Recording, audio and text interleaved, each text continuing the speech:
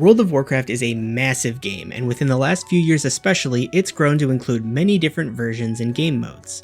Figuring out which one is right for you can be intimidating, and it's going to highly depend on what kind of experience you're looking for. Do you prefer fast-paced combat with more reactive in-and-out gameplay, or a slower gameplay that builds with a satisfying payoff and self-found adventure along the way? Or maybe a mix of both? Don't worry, whatever type of player you are, there's probably a version of WoW that has what you're looking for. In this video, we're going to run through all the different ways to play WoW in 2025, so whether you're coming back from a long break or stepping foot into Azeroth for the very first time, this video should help you decide what to play. It's important to note that with the exception of the most recent expansion, The War Within, all versions of the game are included with a WoW subscription, so you could try all of them if you want, or just focus on one. First, let's talk about Retail. Retail WoW is the flagship version of World of Warcraft that's the culmination of 20 years of development, patches, and expansions. We're currently in the 10th expansion titled The War Within, which is part 1 in the World Soul Saga, an overarching storyline that spans across 3 different expansions. Retail WoW has the largest variety of different content and things to do. There's a ton of PvE content like dungeons, raids, Mythic Plus dungeons, world content, and delves. There's PvP in arenas, battlegrounds, and in the open world. You can collect mounts and transmog to put together a perfect outfit for your character, and the recently added trading post has a ton of high quality cosmetics you can get with an in-game currency earned passively by just playing the game. Retail WoW also has the largest number of races and classes to choose from out of any version of WoW, with tons of detailed character customizations and more modernized graphics than some of the other modes. It's even got collectible battle pets you can use to battle other players or NPCs in Pokemon-style matches. There are always weekly challenges, in-game events, and holidays to participate in if you choose, that usually reward you with gear, mounts, cosmetics, and various currencies for various different vendors. Occasionally, the devs will introduce a limited-time game mode to Retail. Most recently was a mode called Plunderstorm that's a nice, just-for-fun kind of content. It's essentially a pirate-themed battle royale in World of Warcraft that offered a bunch of cosmetic rewards for anyone who wanted to participate.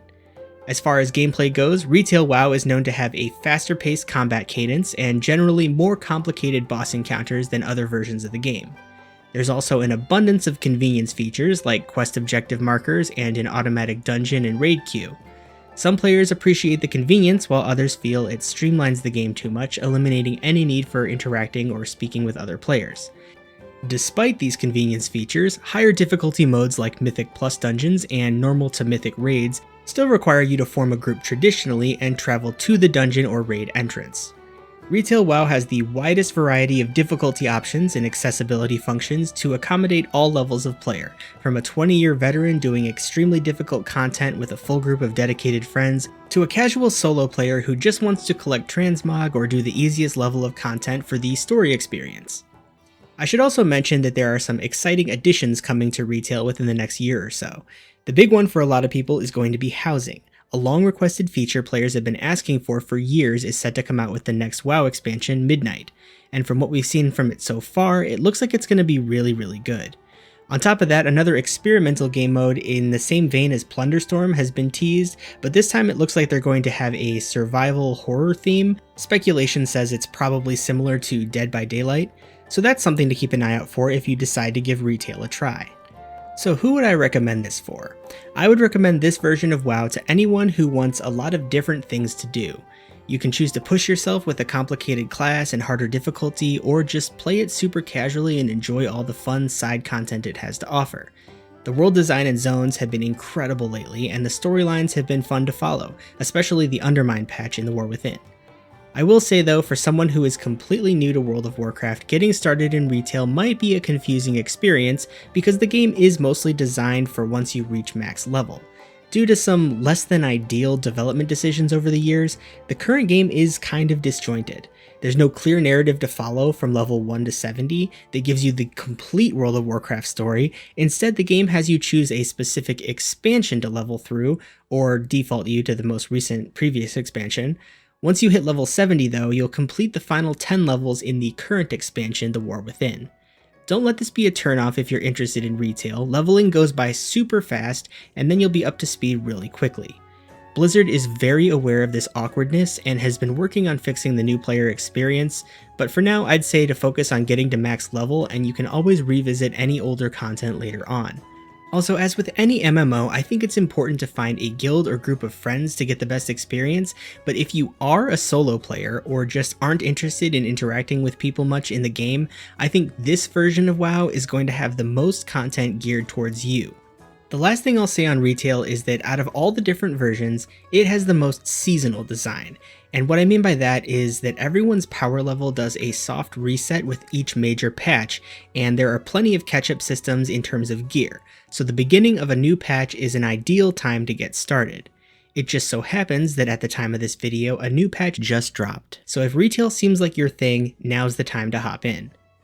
Now for Classic WoW, there are two main versions you might want to check out, and those are Classic Anniversary and Classic Mists of Pandaria.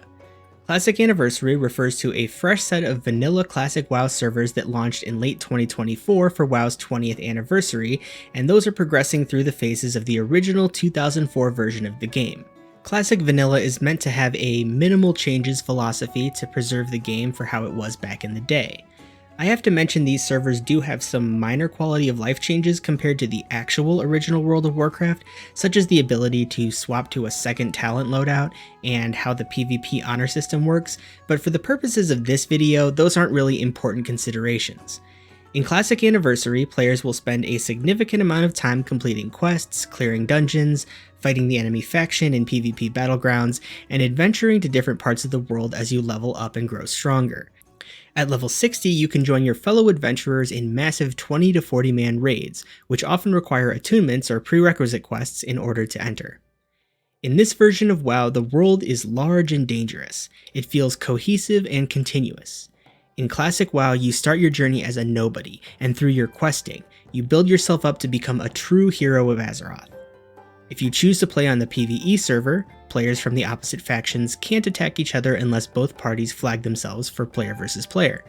If you're on a PvP server, however, players who enter a neutral or enemy-controlled zone will automatically be flagged as attackable by the opposing faction. This can lead to some fun or often frustrating encounters in the open world, but either way, there's something glorious about getting attacked by an enemy player while you're questing and coming out victorious. This version of Classic WoW is more about the journey, not the destination. Because this game was designed over 20 years ago, the combat rotations and gameplay can feel much simpler, some classes using only a couple spells in endgame raids. But there tends to be a lot more uniqueness and utility. This version of the game does not have transmog, flying mounts, instant queue dungeons, and other modernized features like in retail. Those were introduced in later expansions.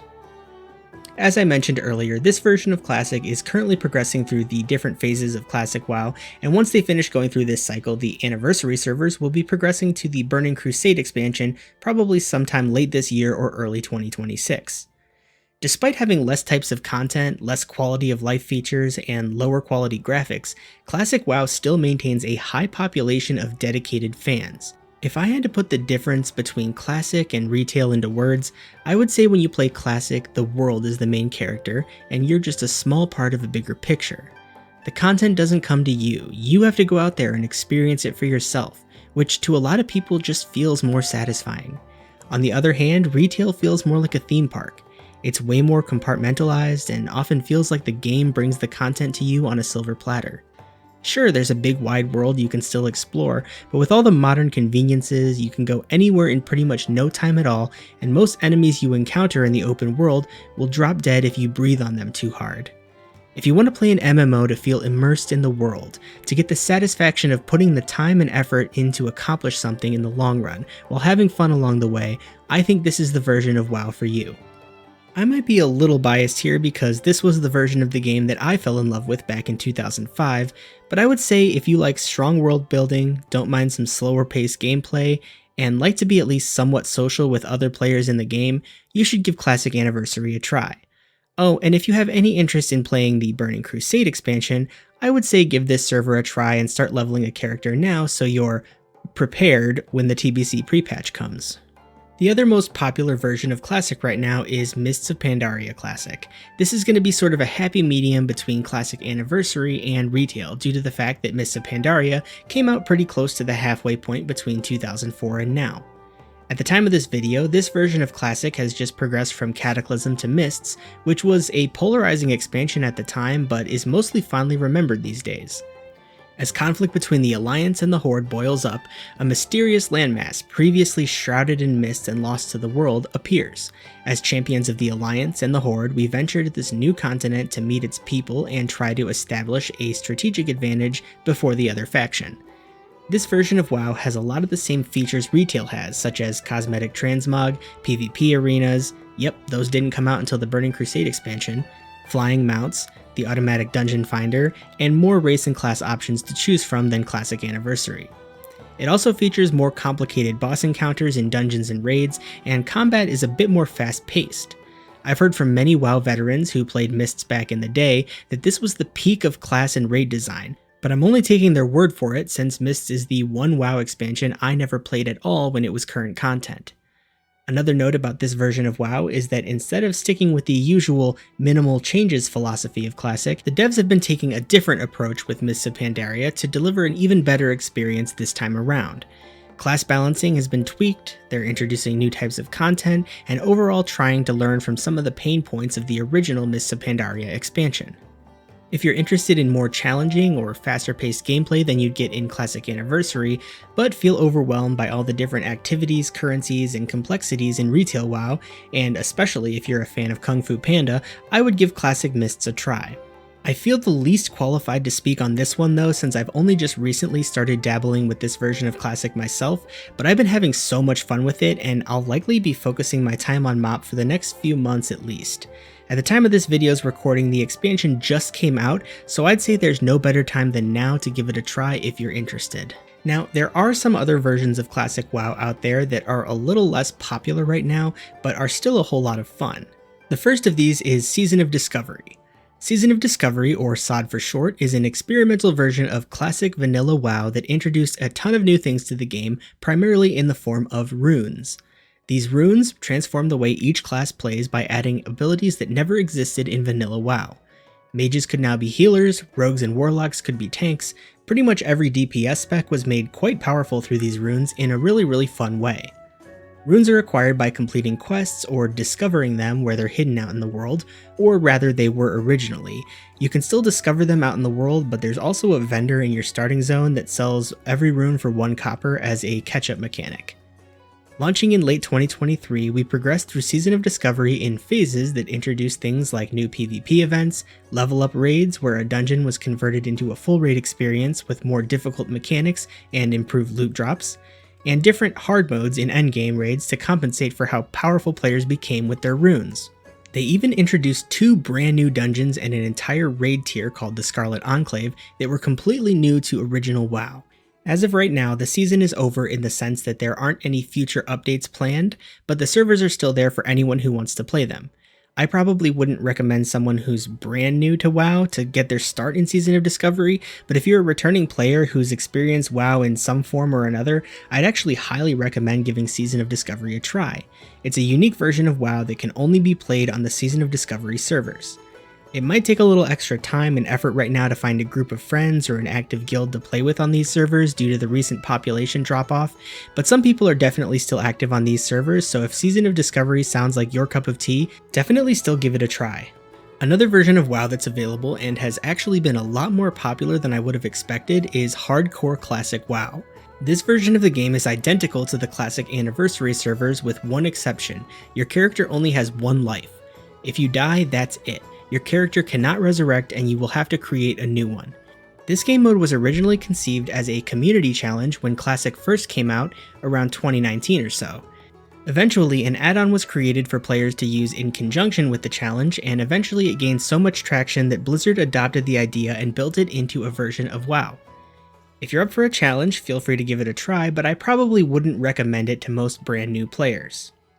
And finally, we have the Classic Era servers. These are simply the original Classic Vanilla 2019 servers still up and running for players to enjoy. These servers finished progressing through all of the original World of Warcraft experience years ago, but despite the population drop-off, there are still a viable number of players on these servers if you want to check them out. And these servers are the closest things we have to the original vanilla World of Warcraft with as few changes as possible. I probably wouldn't recommend starting a character here though. If you're interested in the vanilla experience, Classic Anniversary is probably a much better option, and I have a feeling once those servers progress onto the Burning Crusade, a copy of your Anniversary characters will likely be available to preserve on these Classic era servers anyway. And there you have it, all the different versions of World of Warcraft available to players in 2025. What versions of WoW are you currently playing or look the most interesting to you? Remember, everything except the latest retail expansion is included in just the WoW subscription, so if you have zero interest in retail, all you have to do to play every version of Classic is to have an active sub. Let me know your thoughts down in the comments. If you enjoyed the video, please give it a like and subscribe for more content. Until next time guys, see ya.